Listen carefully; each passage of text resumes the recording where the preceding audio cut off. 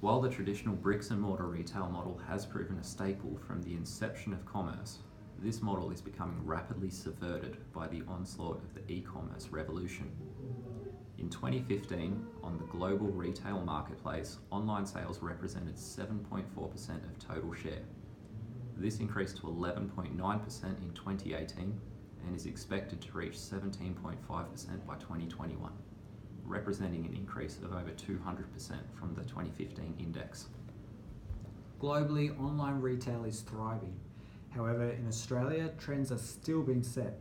Online shopping in Australia has grown exponentially in recent decades and continues to grow, but is it right for traditional retailers to fear online shopping?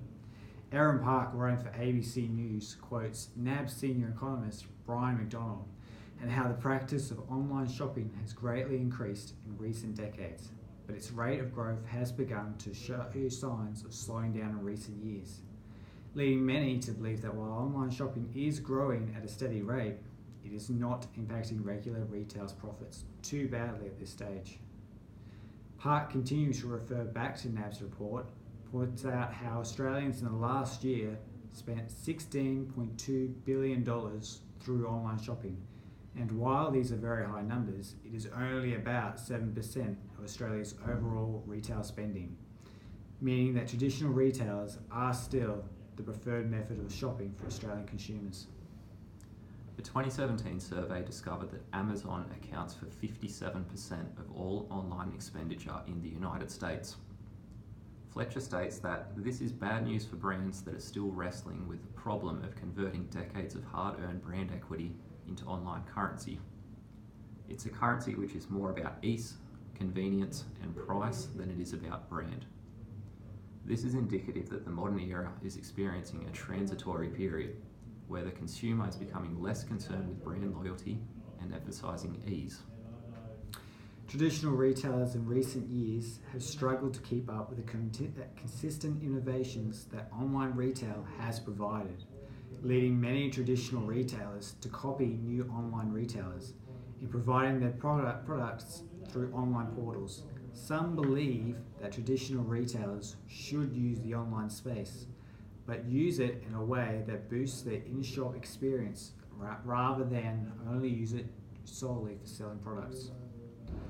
Bruce Merrifield, writing for the Supply House Times, explains how supermarket retailer Walmart unsuccessfully tried to imitate the ever-growing Amazon model, only to end up wasting time and money.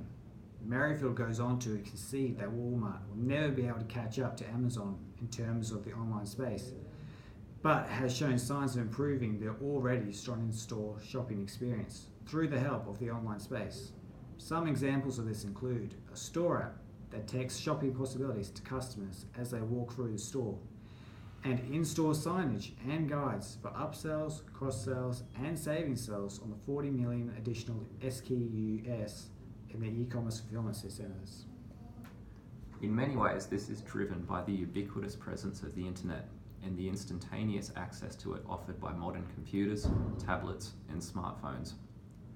While this mobile technology utilization can greatly assist the shopper in their in-store experience, this also allows the consumer the opportunity to research and buy anything from anywhere across the world, regardless of physical proximity.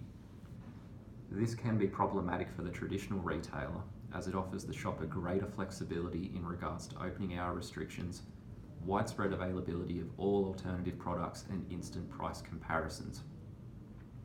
This mobile access to the internet affords the consumer an information-rich avenue to explore potential purchases without the traditional reliance on sales staff expertise, instead relying on supplier-provided spec sheet breakdowns as well as expert and user reviews.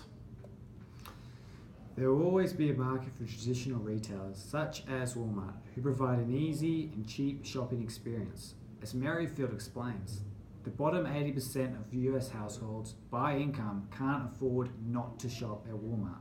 So a little bit of online assistance, traditional retailers should still continue to thrive in this complex, ever-expanding environment.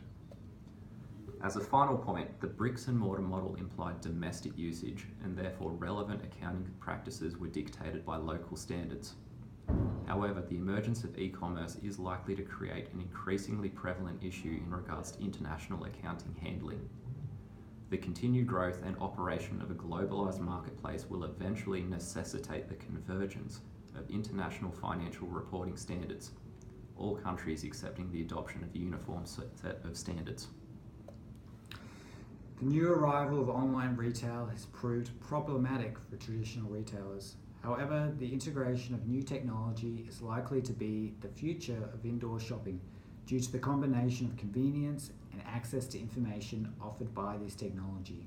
And while the online avenue is steadily thriving, there is evidence to suggest with careful planning the two can successfully coexist. Done. Done.